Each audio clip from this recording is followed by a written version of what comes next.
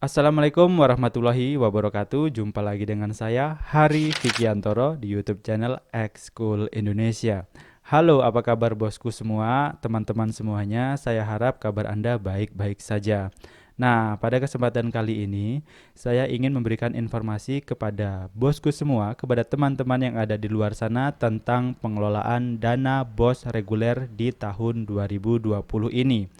Lalu di video kali ini saya ingin memberikan informasi tentang larangan penggunaan dana BOS reguler di tahun 2020. Kalau teman-teman semuanya sudah baca Juknis ataupun Permendikbud nomor 8 tahun 2020 tentang petunjuk teknis pengelolaan dana BOS reguler tahun 2020 ini, di situ sudah terdapat 14 item ataupun 14 komponen larangan penggunaan dana BOS. Untuk itu, apa saja larangannya? Mari kita bahas bersama-sama dan jangan lupa dukung channel ini dengan cara klik tombol subscribe yang ada di bawah. Terima kasih. Kita lanjut ke pembahasannya. Oke teman-teman, kita masuk di pembahasannya. Di pembahasan kali ini saya berikan judul Dana BOS reguler tahun 2020 tidak boleh digunakan untuk. Nah, di sini saya cantumkan juga informasi Permendikbud nomor 8 tahun 2020 pasal 12 halaman 9 dan 10. Jadi untuk teman-teman yang sudah download Juknis ataupun Permendikbud nomor 8 tahun 2020 ini, silakan cek di halaman 9 dan 10 pasal 12. Di situ nanti akan memuat informasi tentang larangan penggunaan dana BOS reguler di tahun 2020 ini. Langsung saja kita bahas di poin nomor 1. Dana BOS reguler tahun 2020 tidak boleh digunakan untuk satu disimpan dengan maksud dibungakan. Di poin nomor 1 ini, untuk kepala sekolah, untuk bendahara BOS, baiknya yang sudah menerima dana BOS reguler itu silahkan langsung dibelanjakan saja sesuai dengan kebutuhan yang ada di sekolah. Belanjakan sesuai dengan petunjuk teknis yang sudah diberikan. Jadi jangan sampai ada kecurigaan atau muncul indikasi dari tim pemeriksa ataupun tim pengawas bahwasanya dana BOS ini diendapkan atau disimpan di bank dengan maksud untuk mendapatkan bunga. Jadi jangan sampai seperti itu ya teman-teman, khusus untuk bendahara BOS dan kepala sekolah. Selanjutnya di poin nomor 2. Di nomor 2 ini muncul larangan dipinjamkan kepada pihak lain. Jadi secara kasarnya seperti ini, untuk kebutuhan sekolah saja masih kurang, jangan coba-coba untuk dipinjamkan dana BOS ini kepada pihak lain. Jangan sampai seperti itu ya teman-teman. Jadi fokuskan saja untuk kebutuhan sekolah dan jangan sampai muncul ide untuk dipinjamkan kepada pihak lain. Selanjutnya di poin nomor 3. Muncul larangan membeli perangkat lunak atau pelaporan keuangan dana BOS reguler atau perangkat lunak lainnya yang sejenis. Jadi bisa saya jelaskan di poin nomor 3 ini, dana BOS reguler itu tidak boleh untuk membeli aplikasi pengelola dana BOS reguler. Baik bentuknya aplikasi itu berbasis web, berbasis desktop ataupun aplikasi dalam bentuk Excel. Walaupun harganya dijual murah, misalkan 50.000, 100.000 ataupun harga-harga yang lainnya, itu tetap tidak boleh. Selanjutnya di poin nomor 4. Di poin nomor 4 ini muncul larangan sewa aplikasi pendataan atau aplikasi PPDB dalam jaringan. Untuk poin nomor 4 ini sebenarnya sama dengan poin nomor 3. Hanya saja konteksnya untuk poin nomor 4 ini aplikasi pendataan atau aplikasi PPDB, yaitu penerimaan peserta didik baru. Di sini dana BOS tidak boleh digunakan untuk sewa aplikasi PPDB dalam bentuk jaringan atau online. Nah, di sini belum jelas sih sebenarnya informasinya. Kalau aplikasi itu berbasis offline, apakah dibolehkan? Nah, itu belum muncul informasinya. Tapi untuk dana BOS baiknya jangan ambil kegiatan yang sifatnya abu-abu. Seperti yang belum jelas seperti ini, baiknya dihindari saja karena dana BOS ini sifatnya sangat sensitif. Lanjut di poin nomor 5. Nah, di poin nomor 5 ini membiayai kegiatan yang tidak menjadi prioritas sekolah. Nah, menarik di poin nomor 5 ini. Di sini kita bisa menentukan kegiatan tersebut masuk prioritas atau tidak, yaitu kepala sekolah orang yang paling tahu. Karena kepala sekolah yang paling tahu akan kebutuhan dan keinginan sekolahnya. Misalkan sekolah menerima dana BOS dalam 1 tahun, kita hitung misalkan 100 juta. Nah, di situ 100 juta kan dananya sangat terbatas. Nah, di sini makanya ada kegiatan prioritas dan non prioritas. Silahkan di inventaris ataupun di daftar kegiatan-kegiatan prioritas ini. Misalkan kegiatan pemeliharaan sarpras, kegiatan langganan daya dan jasa, kegiatan pengembangan perpustakaan. Itu silahkan ditaruh di kegiatan yang menjadi prioritas sekolah. Adapun kegiatan-kegiatan yang semisalnya belum terlalu dibutuhkan oleh sekolah ya, itu bisa dimasukkan kegiatan yang non prioritas dulu. Bisa dianggarkan nantinya di tahun depan. Misalkan ada dana yang sisa ataupun dana yang belum terrealisasi di kegiatan yang lain. Seperti itu ya.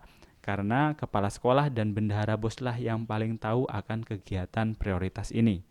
Seperti itu. Selanjutnya di poin nomor 6, membiayai kegiatan dengan mekanisme iuran. Nah, kasusnya ini misalkan seperti staf sekolah ataupun guru ataupun bendahara bos untuk melaksanakan kegiatan BIMTEK ataupun kegiatan sosialisasi, di mana untuk menyelenggarakan kegiatan BIMTEK ataupun sosialisasi ini dananya menggunakan dana bos reguler dan sifatnya iuran atau patungan. Nah, itu tidak dibolehkan. Sebaiknya dihindari ya untuk kegiatan-kegiatan yang sifatnya iuran. Selanjutnya di poin nomor 7. Di poin nomor 7 ini membeli pakaian, seragam atau sepatu bagi guru atau peserta didik untuk kepentingan pribadi dalam kurung bukan inventaris sekolah. Jadi bisa dijelaskan, misalkan dana bos reguler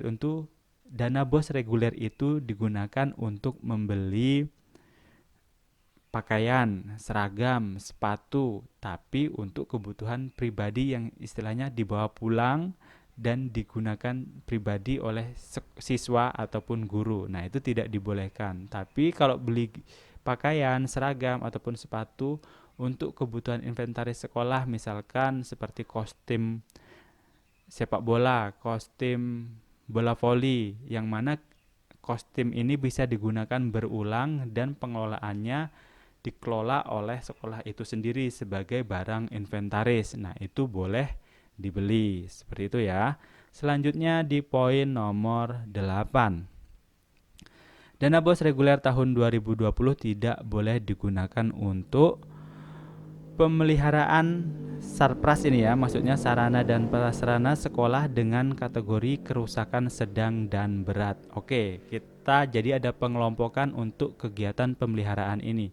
Kerusakan ringan, kerusakan sedang, dan kerusakan berat. Nah, yang dibolehkan pemeliharaan kerusakan itu hanya sebatas kerusakan ringan saja. Kalau sudah masuk dalam kategori kerusakan sedang dan berat, maka sudah tidak boleh menggunakan dana bos reguler. Seperti itu ya. Jadi ada pengklasifikasian kerusakan ataupun pemeliharaan sarpras. Misalkan kalau kerusakannya sekolahnya ambruk, sekolahnya rubuh, itu berarti sudah masuk kerusakan berat. Misalkan kalau masih atap bocor, terus mengganti tralis jendela, itu masih kerusakan ringan, masih dibolehkan menggunakan dana bos reguler pembiayaannya. Selanjutnya kita masuk di larangan nomor 9. Di nomor 9 ini ada larangan membangun gedung atau ruang baru. Sudah sangat jelas ya, berkaitan dengan poin sebelumnya yaitu nomor 8. Pemeliharaan sarpras saja hanya boleh pemeliharaan kerusakan ringan. Kerusakan sedang dan berat saja sudah tidak boleh diakomodir menggunakan dana bos reguler. Apalagi untuk membangun gedung atau ruangan baru, itu sudah tidak dibolehkan. Larangan nomor 10, membeli saham. Nah, di sini sangat jelas. Jadi jangan aneh-aneh sebagai pengelola dana BOS, itu bendahara BOS, kepala sekolah. Jangan coba-coba gunakan dana BOS ini untuk main saham. Sudah sangat jelas sekali. Sudah tidak usah aneh-aneh ya. Dana BOS ini sifatnya sensitif. Jadi wes yang lempeng-lempeng saja, yang lurus-lurus saja sesuai dengan juknis. Jangan coba-coba untuk main saham atau beli saham menggunakan dana BOS reguler. Oke, kita lanjut di poin nomor 11. Membiayai kegiatan dalam rangka mengikuti pelatihan, sosialisasi, pendampingan terkait program BOS reguler atau perpajakan program BOS reguler yang diselenggarakan lembaga di luar Dinas Pendidikan Provinsi, Kabupaten, Kota, dan atau Kementerian. Jadi bisa saya sampaikan di poin 11 ini, untuk kegiatan BIMTEK, sosialisasi ataupun pendampingan terkait pelaporan dana BOS reguler, yang mana kegiatan ini dilaksanakan oleh pihak di luar Dinas Pendidikan Provinsi, Kabupaten, Kota, ataupun Kementerian, itu tidak dibolehkan. Contohnya, misalkan pendampingan pelaporan dana BOS yang mana yang mendampingi ini adalah pihak swasta, maka itu tidak diperbolehkan. Untuk sekolah ya, itu tidak diperbolehkan. Jadi sudah sangat jelas sekali, jangan coba-coba ikut kegiatan-kegiatan yang mana kegiatan tersebut diselenggarakan di luar dari instansi dinas pendidikan terkait. Selanjutnya di poin 12. Nah, di poin 12 ini muncul larangan membiayai kegiatan yang telah dibiayai secara penuh dari sumber dana pemerintah pusat, pemerintah daerah, atau sumber lainnya. Nah, kasusnya misalkan di nomor 12 ini kita sering, beberapa daerah itu ada namanya BOSDA atau Bantuan Operasional Sekolah Daerah yang dikeluarkan oleh pemerintah daerah terkait. Nah, di sini kasusnya misalkan biaya langganan daya dan jasa sudah di-cover secara full, penuh oleh dana BOSDA ini. Maka dana BOS reguler ini tidak boleh digunakan untuk membayar kegiatan langganan daya dan jasa. Seperti itu ya. Jadi agar tidak terjadi double pembiayaan atau double pendanaan untuk kegiatan langganan daya dan jasa tadi, biar kegiatan ini bisa berjalan secara efektif. Jadi dana BOS reguler tadi bisa dianggarkan untuk di kegiatan yang lain, karena langganan daya dan jasa sudah di cover secara full pembiayaannya menggunakan dana BOSDA. Bisa dipahami ya teman-teman. Misalkan tidak paham, bisa komentarkan di bawah. Nanti bisa saya bantu lewat penjelasan komentar. Selanjutnya di poin 13.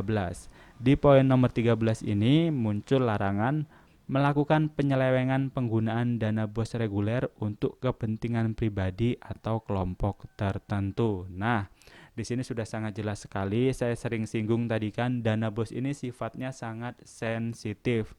Banyak orang yang mencari informasi tentang pengelolaan dana BOS ini, baik itu dari wali murid, masyarakat umum. Ini sangat mengawasi terhadap pengelolaan dana BOS. Jangan sampai pengelola dana BOS ataupun oknum-oknum yang nakal ini melakukan penyelewengan, misalkan pemalsuan kwitansi, markup nilai pengadaan barang dan jasa, itu tidak dibolehkan karena sudah masuk dalam kategori penyelewengan ya. Hati-hati terhadap pengelolaan dana BOS.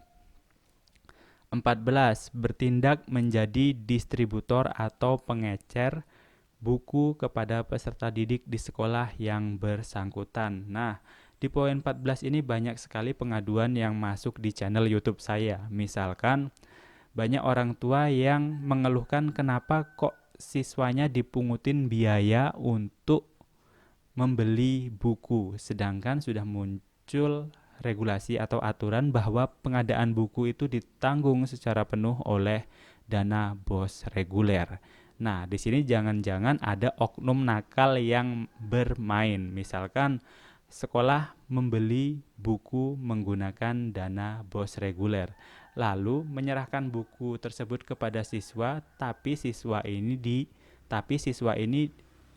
dikenakan biaya pembelian buku. Nah, itu tidak dibolehkan. Silakan kepala sekolah ataupun bendahara BOS cek, ataupun wali murid cek. Banyak masih terjadi kasus seperti ini, pengaduannya bahkan langsung ke saya. Nah, kalau udah ada pengaduan seperti ini, langsung saya berikan kontak kementerian ataupun tim BOS kabupaten daerahnya masing-masing untuk melakukan survei langsung ke sekolah yang bermasalah ini tadi. Dan semoga harapannya di tahun 2020 ini tidak ada lagi kasus seperti itu ya. Oke, jadi ini tadi sudah sampai di poin 14 yang terakhir. Apabila dalam penjelasan saya ada yang kurang dimengerti, kurang paham, bisa diketikkan di kolom komentar yang ada di bawah. Dan apabila teman-teman, Bapak Ibu menyukai video ini, silahkan share video ini ke grup pengelolaan dana BOS dimanapun, termasuk grup orang tua ataupun wali murid siswa. Jadi biar kita ini sebagai wali murid ataupun sebagai orang tua siswa mengetahui bahwa di sekolah itu ada namanya dana BOS, dan dana BOS itu boleh untuk ini dan tidak boleh untuk itu. Jadi kita juga paham terhadap pengelolaan dana BOS yang ada di sekolah. Sekian yang dapat saya sampaikan. Apabila dalam penyampaian ini ada hal-hal yang kurang berkenan, saya mohon maaf. Dan jangan lupa dukung channel ini dengan cara klik tombol subscribe dan share. Terima kasih. Wassalamualaikum warahmatullahi wabarakatuh.